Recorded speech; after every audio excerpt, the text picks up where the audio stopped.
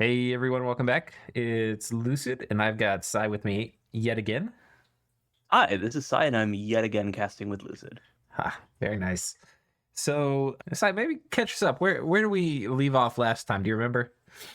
Yeah, so last time we had seen that TNG had basically just breached the fort that they'd captured from Midgard. Artha was pulling forward a large-ish stack with a bunch of penumbrals. Presumably, or actually, based on what he had said in the chat, those were made to counter air elementals, which is not what Midgard is fielding. On the Jomen and Shibalba front, Shibalba is still continuing to raid successfully, taking basically very minor engagements and picking off a handful of units basically for free, but without any major battle and no siege of Jomen's capital just yet.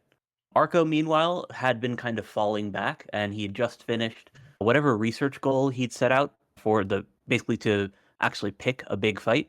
Ulm, meanwhile, had indicated that he was actually looking for that big fight, which is a little surprising based on both Lucid and I thinking that a fight would not be in Ulm's favor.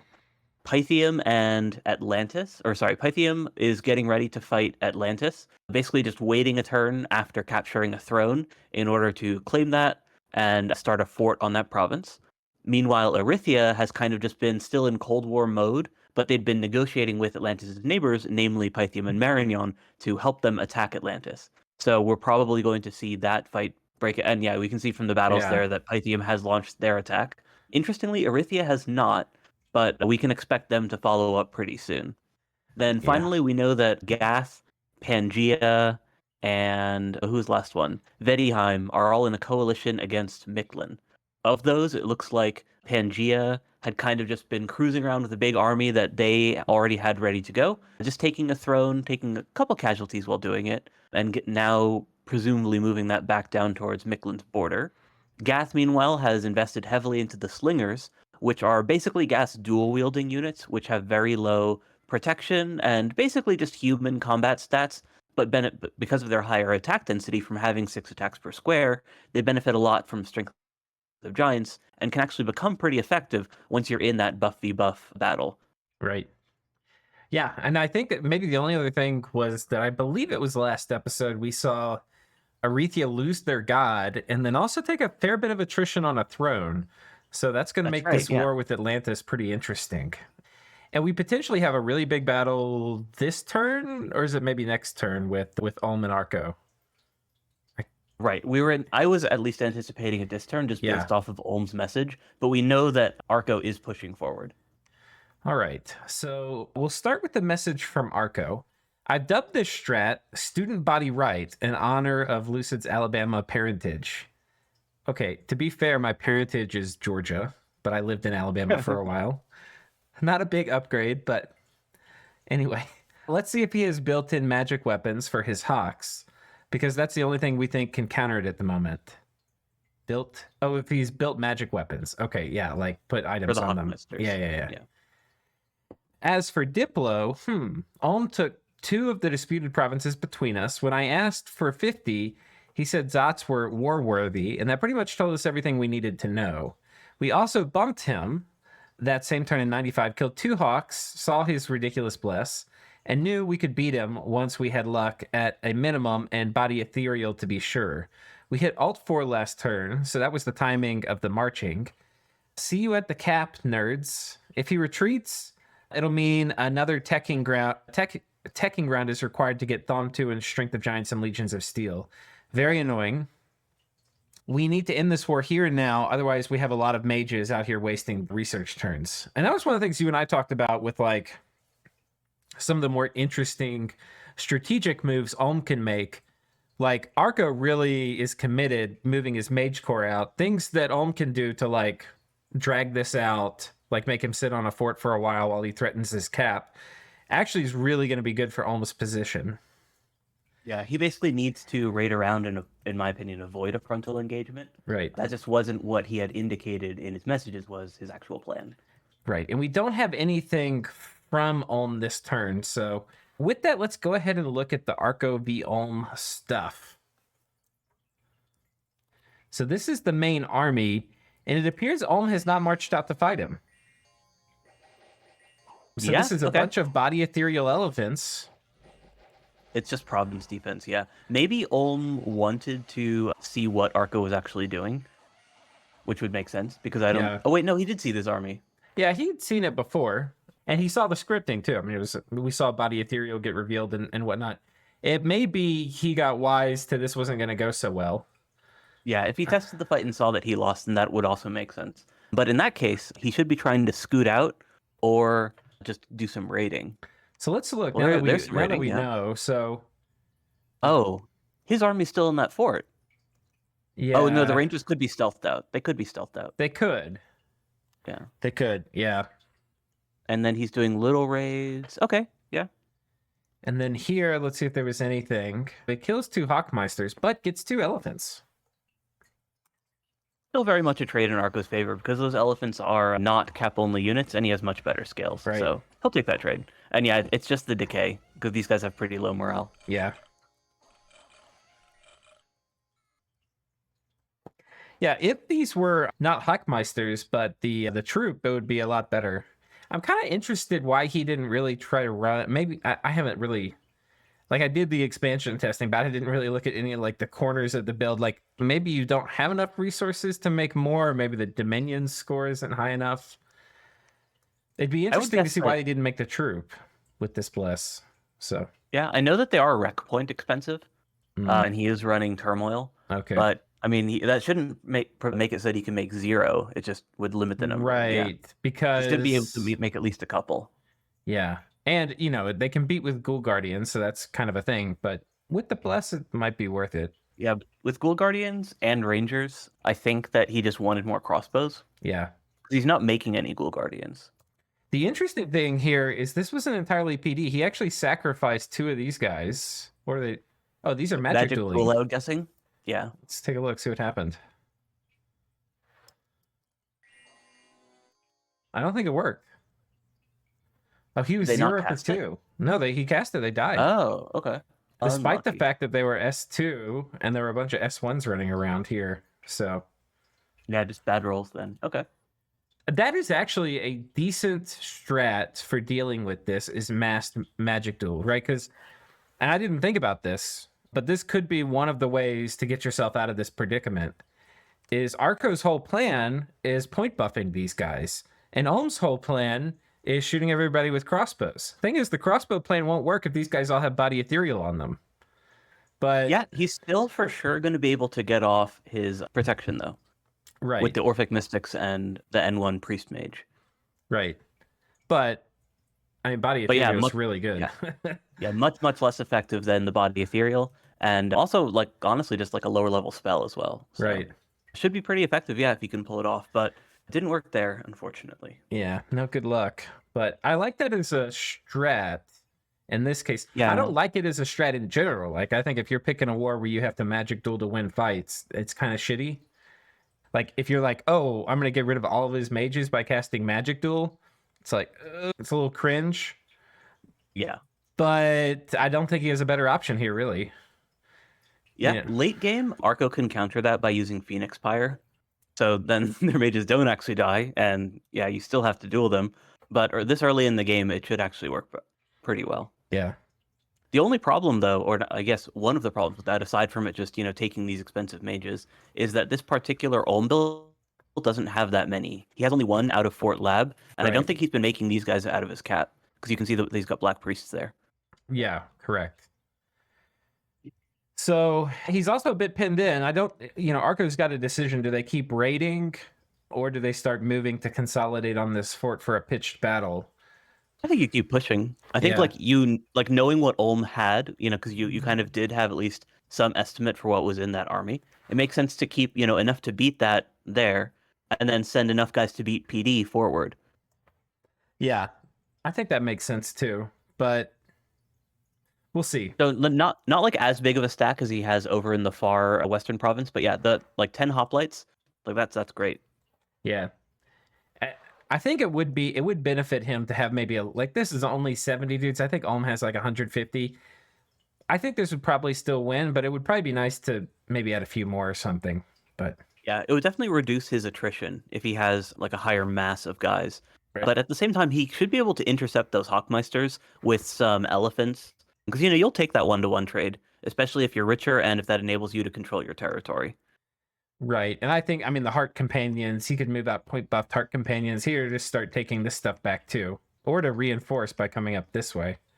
Yeah, it kind of is two birds with one stone.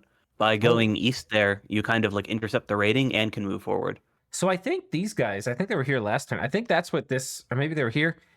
The group that was down here that had taken this stuff has mobilized north. That's where these guys are coming from. And then there's also a reasonably big squad here, which will either, come defend this province or maybe wrap up with these indies.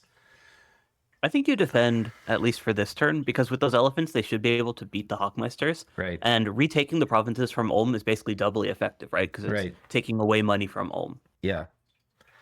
And then this fort's up here. So Arco, I guess in terms of forts, though, Arco only has 2, and Ulm does have some. I thought Ulm had a 3rd. No, It's under siege. Under siege. Yeah. Okay. All right. Very interesting. Let's move to the next front. Well, I guess we'll do the message here with Miklin.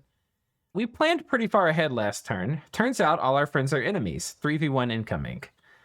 Honestly, later than I expected. I thought they weren't going to pull the trigger. It's nice of them to let us get 3 additional forts up. That's about 23 sacreds a turn.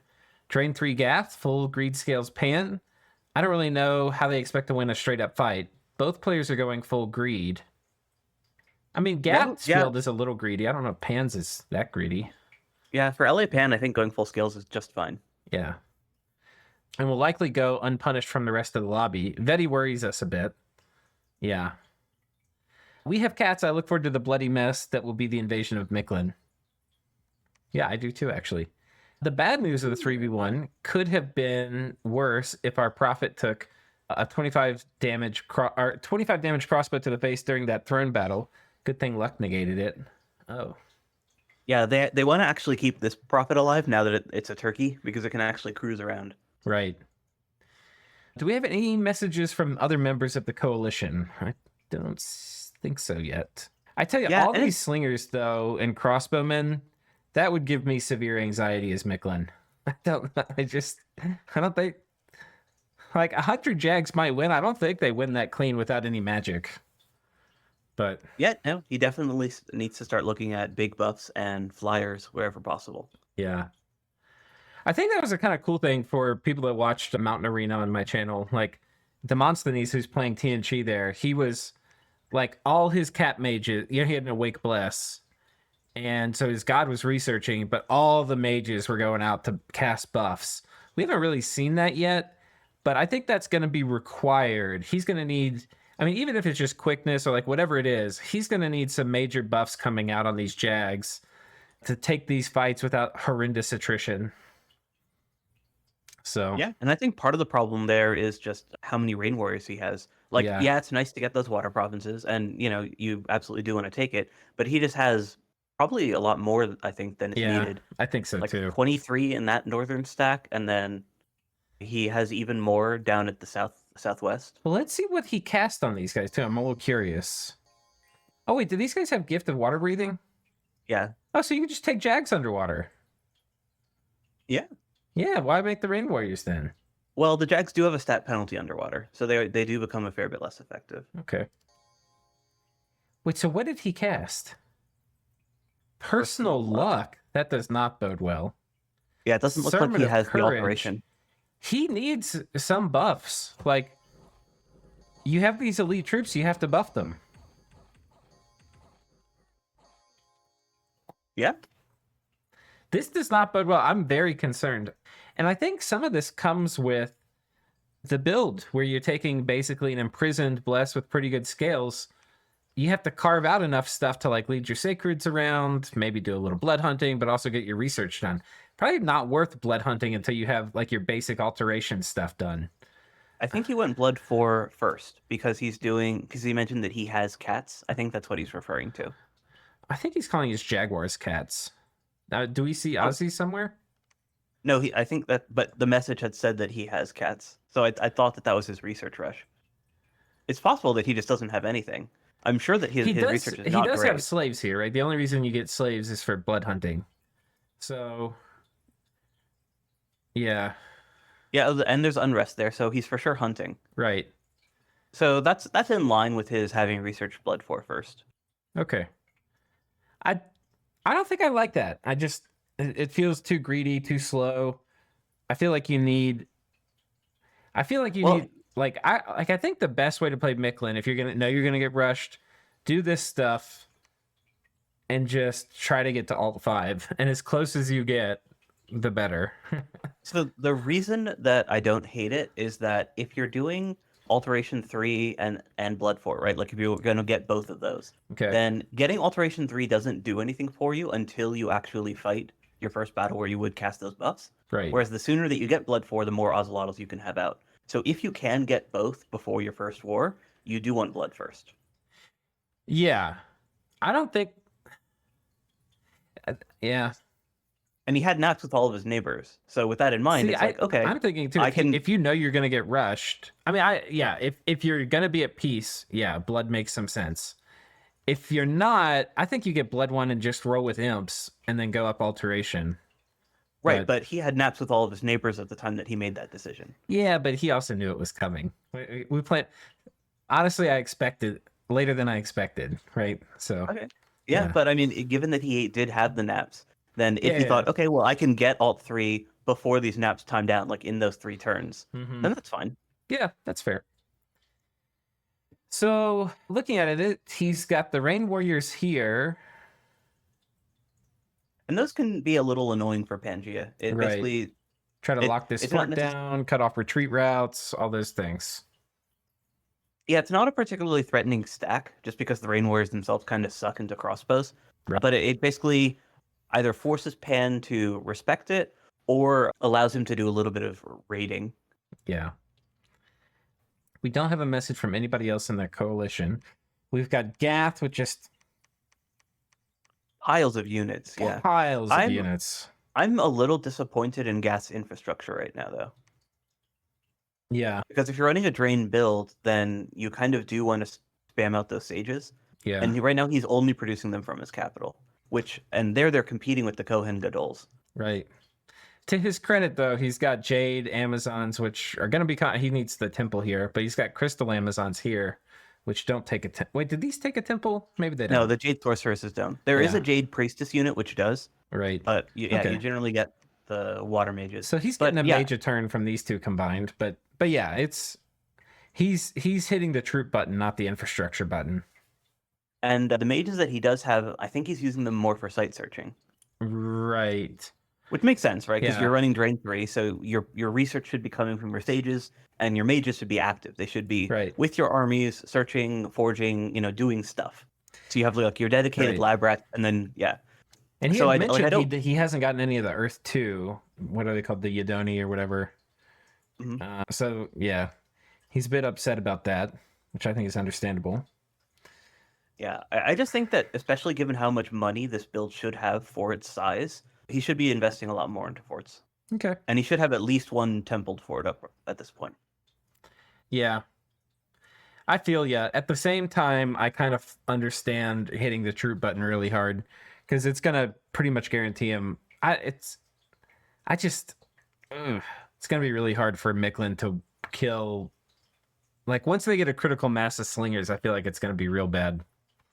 So yeah, like I do understand the appeal of just having this enormous blob of dual wielders and such, but when you're in a 3v1 war, you can be a little bit more greedy. Yeah, that's probably fair. Vediheim, they're not really showing much. Vediheim is the opposite. Vediheim has plenty of infrastructure. Right. Yeah, they're treating this as like, we're just going to get some free stuff. I think, because it looks like they're putting all their money in infrastructure and just they're gonna like do some raiding and stuff. So yeah, they've got a fair number of berserkers, and those guys are expensive. Right. So they're not like completely devoid of troop investment as well, but they're basically. I mean, they'd commented on this before that they want to do point buff stacks, and raiding. Yeah. Not like actually try to take a big brawl with a bunch of units. Oh, man, look at Gaff pulling way ahead in army size here. Past 3 turns, just pushing ahead to number 1. I mean, He had actually been doing okay on research as well, just Yeah. because of the price efficiency of his lab rats. Right. It's just it's not growing that quickly. Right. But I mean, this is going to be real trouble for Miklin. I mean, he was talking about he's worried about Vedheim, but he's got to fight the people who are 1 and 2 on army supply At the same time, at the same time. That's going to be fucking hard. So, anyway, if Miklin dies, they'll die with honor. It's a tough challenge ahead of them. Let's go ahead and look at what Agartha has to say. Hey, Aaron is making some deals. I won't get into all of them because they will be revealed eventually, and I don't know the game state later. But it's genuinely mind-blowing how he's able to balance everyone, especially with his policy of always being 100% honest. Fucker's crazy. Besides, the war is going largely as planned. Should hopefully have Midgard walk into us this turn and die, or walk into him next turn and winning. Just scripting, my favorite part of the game, and advising has proven to be super entertaining. Finally starting to catch up on naming everything jokes or song bits. The band Tiger Cup released a song called Swoon. It's fantastic rock, would recommend. Yeah, in Dominions 4, because you knew the order of your commanders, you could write song lyrics with your mages, and Ilwinter took that from us. Yeah, it's a shame. And then TNC, as we go to this next front, the throne conquest attempt by Aretha last turn was a real nail-biter. I'd actually considered sending most of our army on top of the Midgard fort to take that throne this turn, but got worried about a bump with the Pretender and decided not to. Needless to say, I'm glad I did. But am, of course, going to grab the throne now. Oh, man. A little bit of salt in Arethia's wounds. I compared notes with Atlantis, and apparently Arethia lost a lot of troops taking a different throne on their border with Atlantis. Given that Arethia's expansion was not amazing... Well, it was pretty amazing. I don't agree with that. Yeah, it was the best. Yeah, so I mean, it's pretty good. He has the most forts, which is kind of what the fast expansion does. Yeah, I think they're very possibly no longer in a viable position. Okay, I don't think that's true. I'm already looking from the player with no additional forts. Right. Yeah. I'm already looking at joining Atlantis in a 2v1 versus Arethia. Wait. He doesn't know about Pythium then. Okay, that makes sense though. Yeah. Pythium hasn't attacked yet, so this is the first time that's happening. With the goal of claiming all their land territory, including the capital. But first we need to finish off Midgard, or at least get the cap besieged. Agartha's been rather timid about moving into Midgard's cap circle. Their job was supposed to be... What's that? I don't agree with that Agartha's been timid. They've been marching stuff up like a... Basically, they've been rolling stuff off the assembly line and then towards Midgard. Yeah, but they've been massing at the front. They haven't been continuously pushing in, and they definitely haven't doom stacked together. Like, we haven't seen 130 Agartha army until maybe last turn, right? And so we might see Agartha attack this turn, but I think previously he's mostly been, like, poking and moving around, like, stacks of 40, right? TNC, on the other hand, is moving around, like, 130. I think part of that was just TNG had more stuff at the start of the war, and the stuff's more mobile. Right. So like between the two, they just got their stuff into position faster. I don't think Agartha has necessarily been holding out. No, I don't. Yeah, I don't think he's like got cold feet in the war, but I think it's just logistics. But Agartha did get to the front. He had timid's maybe not the right word, but it just is a lot slower for Agartha, right? Like it's not they're dragging their feet; they're just waiting for all their logistics to arrive. Yeah, the other thing that I think is unusual is that from what TNG's writing here, he seems to expect Agartha to go for Midgard's cap. And as I kind of commented, I think it was either last turn or the turn before, TNG should be looking to take Midgard's cap for himself in order to keep himself in a viable position. Like he no, really I think he's saying he's going to get their cap because he's saying claiming all their land territory, including their capital. He was saying talking about Arethia. Oh, that's Arethia. Wait 1 second. He was saying that too. First, we need to finish off Midgard, or at least get the cap besieged. Right, so that was his job. Oh, well, that could have been Agartha. But he was saying Agartha's job was supposed to be to threaten the capital, not necessarily take it. I don't love the idea of Midgard getting more turns of recruitment. Iron hairs with astral buffs can be scary. Okay. I started my first fort construction this turn west of my capital. It's a good province. Seems like the safest place from the Throne of Gaia attacks. Okay. Yeah, he's getting his infrastructure up. Like I mentioned, the only thing that I think he like really needs is Midgard's cap. Like if he doesn't get that out of this war, he's just in a really bad spot. I think he's in a great position. Like between him and Agartha, he just has more stuff on that front. So I think that he's like primed to take it. I just think that should he should be thinking about and talking about that priority. I mean, I think it depends a little bit because he was kind of talking about going. Like originally he was saying like I'm going to be strong at the beginning because I'm going to hit the troop button really hard. Then I'm going to be behind in research, but then I'll use all the land I got to like catch up in research and stuff and be strong again. Right. And taking another citadel helps a lot with that, as does the era income for doing that magic transition. I think his backup plan, which he's articulating to us in this message though, is that part where like I'm strong at the beginning and then I'm weak. He's like, yeah, maybe we're just going to transition into like snowballing into Arethia. So I actually don't hate Arethia as a target at all. Like I think that's fine, especially given that from his perspective, Arethia lost a bunch of troops for free, and he doesn't really know about Arethia's fort advantage, I don't think. So he's just going to perceive that as being a relatively easy war, especially given that I feel like Atlantis has a reputation for being very strong early, maybe more so even than it deserves. So he's thinking, oh, Atlantis can easily beat Arethia's armies, therefore I'm going to go and take a bunch of stuff.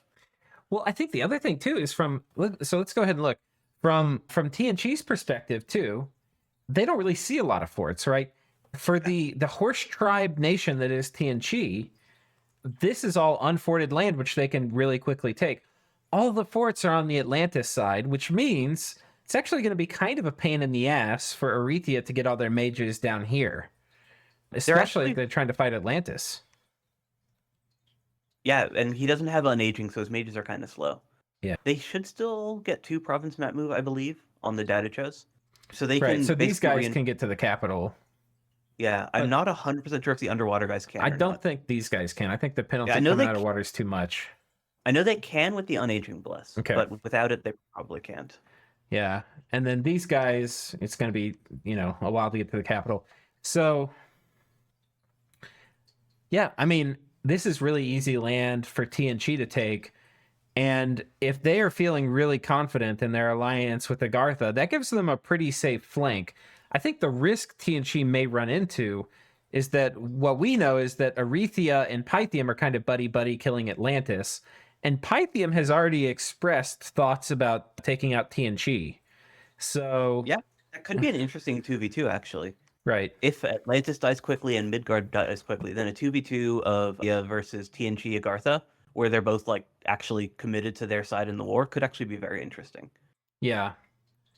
Yeah, and I think, Agartha would love a hand getting Pythium out of here, because one of the things they're not going to love is foul vapors. So I think they at least, while it may be annoying for Agartha to fight TNG later, it's probably one of the least dreadful matchups for them. Oh, yeah, completely agree. I think TNG is one of Agartha's best matchups, actually, as the game goes late. Right.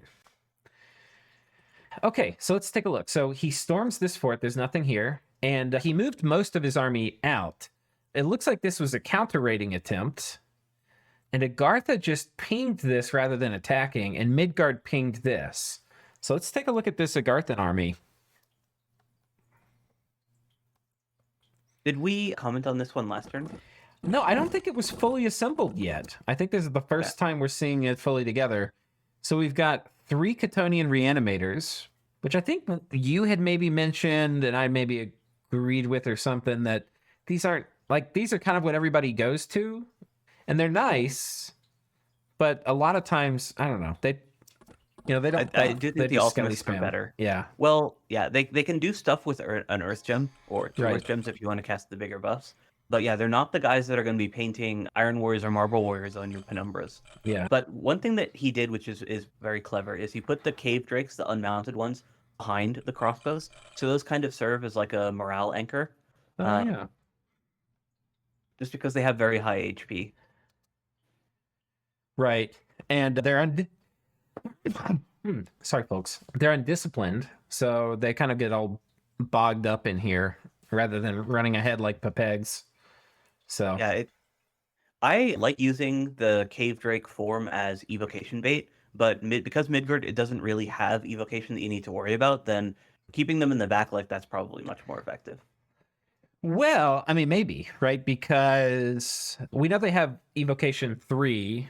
Like, they didn't do the things that we were kind of expecting them to do with Midgard. Well, they don't have enough Galdermen, I Right. should say, Yeah. that you really need to worry about it. Right. And the soul lifts that you get for free from your Chthonian reanimators are going to draw lightning bolts Yeah. away from the lower Yeah. HP infantry. That's a great point. So let's see. Can we tell anything about their magic level here too? I'm kind of interested about that. Well, Animate Dead Stone Skinned. So we've got enchantment 1. They don't have enchantment 3. That's pretty telling because these guys would cast Ray Skeletons or whatever instead of. And we've got alteration 2 because of Stone Skin. And then these guys mean conjuration 3, right? 3. Yeah. Okay. So we kind of know their research. Well, their research should actually be pretty good because they still have their alchemists researching in the cap, and they have a second fort down that also has researchers. Yeah, let's take a look at that. So Agartha for research, they're top and middle of the pack. Yeah, Yeah. they're doing okay. They're doing okay. So Ulm has an await god, and they've already passed him. Right. Yeah. Okay, so while there's a stream, and they're site searching actually. Oh yeah.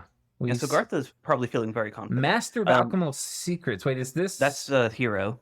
Okay, yeah. Is this the guy that's like the Master Mason or whatever too? I can't remember. I believe so. Okay.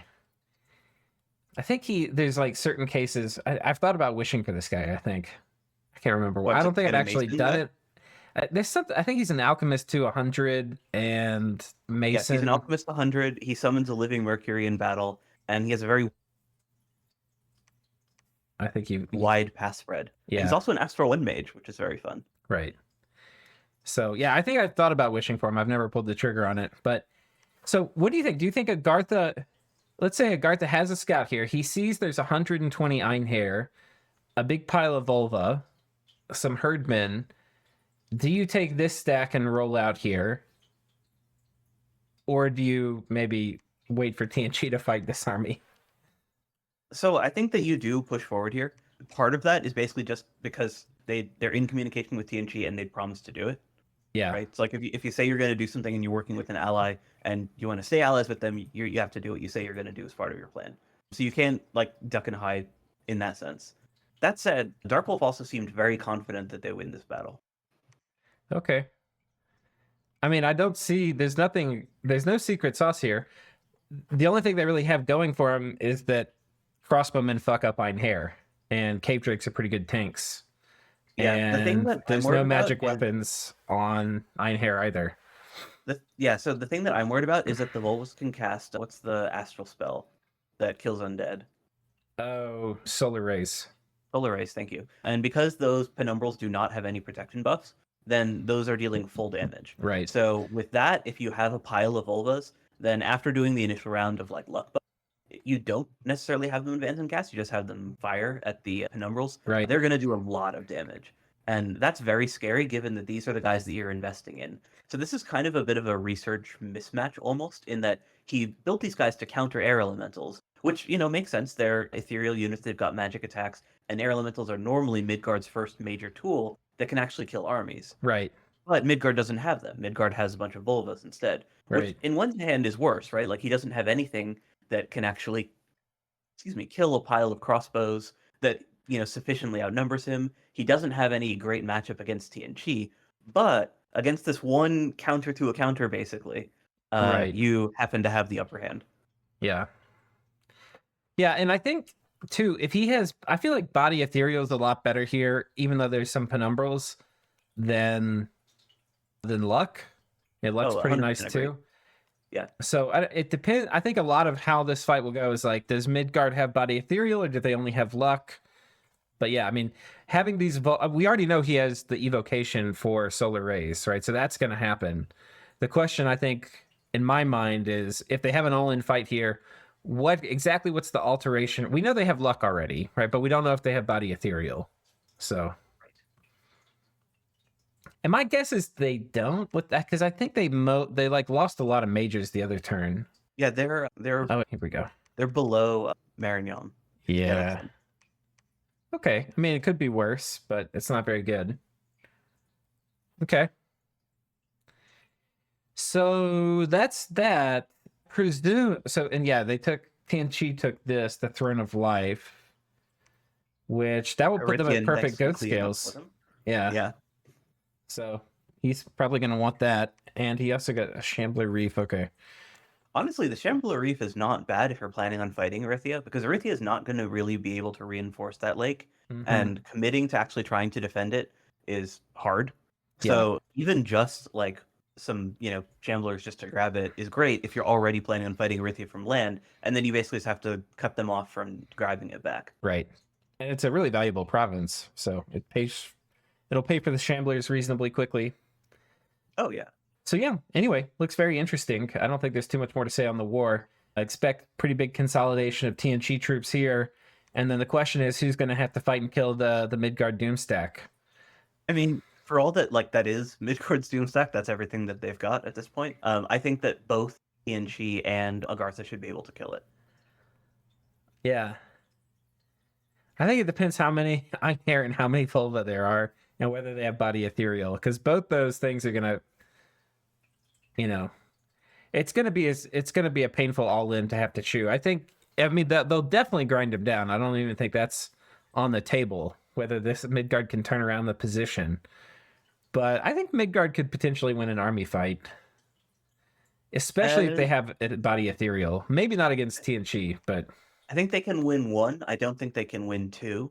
yeah. And both TNG and Agartha can follow up on like a loss of an army with another army. So yeah. I think that like even they can win maybe one battle, but they can't hold their capital for more than than that. Yeah, I think if they kill one, then the other one hits them, they're pretty much toast. But cool. So that's that. Let's go to Jomen. We got a message from Jomen.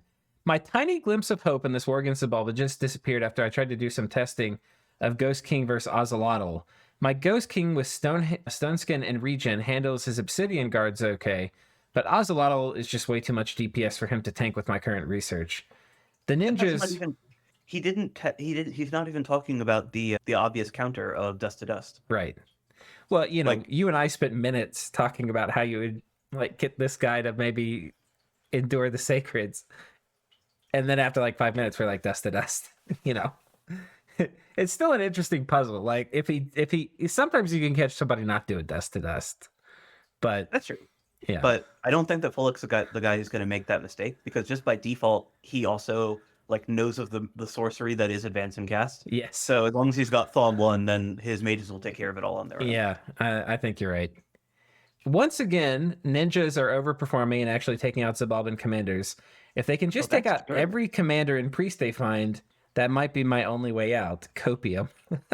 Yeah, we're not seeing those assassinations, but if they're getting lucky against those death mages, that's actually big. Yeah. And that might be the main source of Zabalban hesitancy to make major movements, because if they're coordinating a lot of troops going in on like a capital or like an important pitched battle, if they all get assassinated the turn that's supposed to happen, it's like, fuck. Yeah, that's fair. He also has great patrol strength with the Long Dead. So if he patrols for a turn, then he can feel reasonably safe moving forward. So let's see what happened. We got a battle here. Where's the Zabalba? Oh, it is a scout. Okay. And they were patrolling there, or Jomen was patrolling there, so they caught multiple scouts. That does not look scary. Yeah, we're just so used to seeing these TNG and Agartha stacks, and now we're looking at like the Zabalba Jomen war, and it's just like he does have some Shigaru at least. Yeah. Jomen's like scraping together everything he can get. He's like, "All right, boys, let's go defend this land." Oh wait, are those the sacreds? Which ones? Oh no, they're samurai. He's using Yari samurai. That's interesting. Oh wait, Yari samurai? Oh, these guys. Yeah. Naginata samurai. Sorry. But yeah, I don't like those guys because they've got 9 attack, and usually the upside of Jomen's troops is that you get that bonus attack from the katanas. Right. Because Ilwinter bought into the propaganda. Yeah, that's funny. Okay. That looks... I don't think there's too much to say there. Back. Yeah. Okay, let's go scan through everybody else. I kind of like this format now where we're like not going through the columns anymore. We're just talking about the conflicts. Yeah, I think it makes sense because we were already kind of breaking it. Yeah. Because like when we talk about one nation in the column format, then we would also go over their actual like war. Yeah. I don't think there's too much. Oh, we haven't looked at Atlantis yet, so this is important. We almost missed this. So Ghost King coming out to clear out a throne. Okay, so Atlantis doesn't know he's at war yet. I think this... Oh, wait, did Pythium attack last turn once? No, I think this is the first turn. Okay. Pythium said that they were waiting last turn. I'd expected Pythium to attack already, but they decided to hold up in order to claim and start a fort on the throne that they just captured. Okay. So a bunch of mind burns coming out. Ghost King doesn't care. Starfire is not too big of a problem. Ghost King big and strong. Iron Skin, personal region, skeletal body, and large. I think that's it. The kit... It's unchanged. He's going for the sphere build with a great sword of sharpness to replace his initial rod. Right. I mean, this is sort of fine. It's not... It's going to struggle a little bit for killing armies. Like, it's just going to kill really quickly, and especially if you're looking at things where the enemy army definitely can kill you. Like, they can solar raise you down, or they can dust to dust you. Clear rate becomes a bit more important. Like, you're not going to like protection tank a proper army. So his clear tool is the fear, actually, because the Ghost King has base fear. So, but with the helmet, that's telling me that that's like what his goal is, and that works great against indies and against the troops that don't have the anti-undead mage support. Right. I'm just thinking it might be worth thinking about like filling up the mist slots with like more attack type items, and then maybe switching to like dual wielding rather than a single great sword of sharpness, just so you can kill, or maybe a brand or something, just so you can kill faster. Yeah, because 51 damage is massive overkill. Yeah, I mean it's definitely an upgrade on the Route of Death, but okay. So let's see what the hell happened here. So Pythium attacks, and let's see if he has foul vapors. Well, he has the tech for it because he's got Horde of Skeletons. Right, okay. So he does we don't see... Oh, we see gems. So this is the foul vapors caster. If that Death Mage is not set to, or if neither of the Death Mages, I should say, because that other Servant Priest also has Death, if they're not set to advance and cast, the Ghost King can take this army. Yeah, and it doesn't look like they are, actually. Interesting. Yeah, so just because of that scripting difference, he can, if he's just sitting in the back buffing and makes the troops run forward, he can route the troops, which would subsequently HP route the army. Do you think the Ghost King, without any gear, can, like, he doesn't have boots on, can he move here? I don't think so, but I'm not sure. Okay. Because he is stealthy, so he has reduced movement speed for moving into through enemy provinces. Okay. I feel like he probably could, but I'm also not sure. Yeah. But that would be sick. Does he have floating? Yeah, I think so. Oh, then he probably can. Yeah, because 22 map move and floating, that should get him there. Okay. So... Unless they fixed the bug where floating gave forced survival. Yeah. The only thing I'm thinking is, like, he might not think it's as dire as it is. He might not know he's about to get attacked by Arethia. So... I think that out of everyone, he should know he's getting attacked by Arethia. Yeah. Like, the two have been posturing to fight each other for pretty much the entire time that they've had a border. But nothing has happened yet. And Atlantis has just been ever so considerate for Arethia's advances into his territory. So maybe he's thinking, like, hey, I'm such an accommodating neighbor, just letting Arethia take whatever they want. Maybe they'll just be nice to me. Maybe. I don't think, yeah, you definitely don't make that assumption without a conversation. Yeah. That's fair. So he should know that Arethia is going to fight him. That's a good point. Oh, this is an entirely foreign recruit army. So that's kind of cool. Doing some raiding with that. Yeah, I mean, the cavemen aren't exactly gold deficient, but that's probably just what he could get out of that cave. Right. Although caves tend to be high resource, so he should have been able to get some of the cheap Pythian troops. Yeah. Not a super high value province. So, and where there's really not, I mean, for all the foreign recruitment he's doing, he doesn't, I don't think he's very high on the score graph for army size. No, he's decent. He's decent. Oh, yeah, I guess low. middle of the pack. Yeah. Yeah, I was kind of expecting to see more stuff, but. Well, his scales aren't great. Right. I think that's So really what it is. Without production, it's hard to get enough foreign recruits. Right. And he's not exactly overflowing in money. And, I mean, he hasn't trashed his scales or anything, but yeah, he needs this war with Atlantis to go well. I just don't see a ton of, I mean, he's got the tools, right? He's got Foul Vapors. He's got Horde of Skeletons. He's got his army put together. There's a fort sitting right here with no army to protect it that it's, but he needs it. He doesn't have a lot of infrastructure up, not a lot of labs, like foreign labs.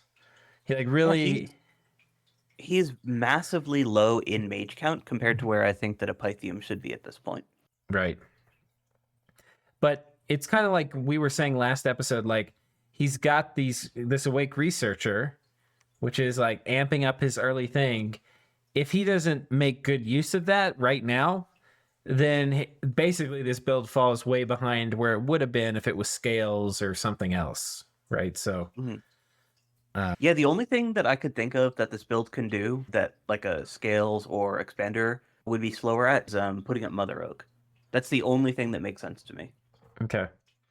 We might see it. I mean, they've got Enchantment 5 now. They might make a play for it. Yeah, I mean, it's Alt 5, but I mean, Alt 5 also gives you Wooden Warrior, so it's, it's nice to have on your Nature Mages too. What is this? Scott from Pythium. Okay, I think we've covered about everything. No movement from Bettyheim, but they're going to be going to war with Miklin. Yeah. They are stealthy lads. That is correct. They haven't put a lab on their Sage province yet, but it's possible that they're just moving a hag onto it in stealth. Yeah. Because typically there's no reason to regular move it when you've got stealth. So that would be my guess for what's going on there. Okay. All right. Well, I think we can end it here. And next episode, we'll probably have more spicy fights. All right. Looking forward to them. All right. See you guys next time. Take care.